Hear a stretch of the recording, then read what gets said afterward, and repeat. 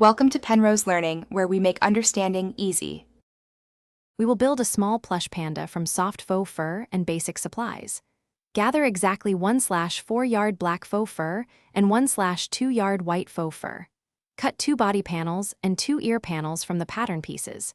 Prepare 2 8-inch safety eyes and 1 3/5-inch plastic nose for the face. Use 200 grams polyester fiber fill and a 12-inch stuffing tube for even filling. Keep a 1/4-inch seam allowance marked on every piece for consistent sewing. Lay pattern on fur with nap direction toward the bottom to match fur flow. Cut slowly and use a 1/4-inch seam allowance on all pieces to ensure fit.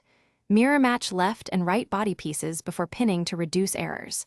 Sew with a 2/5 mm stitch length and a 6 mm universal needle for durable seams.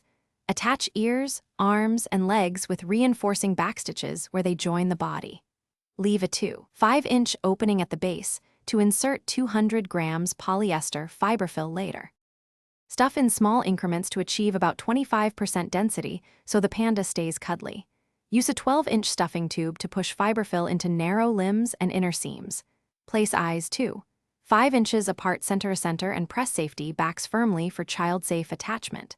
Sew the nose in place with small invisible stitches around the edge. Close the 2/5-inch opening with a ladder stitch and knot securely inside the seam. Machine wash gentle cold and air dry to preserve fur texture and shape. Thanks for watching. If this was helpful, leave a like and consider subscribing. See you next time.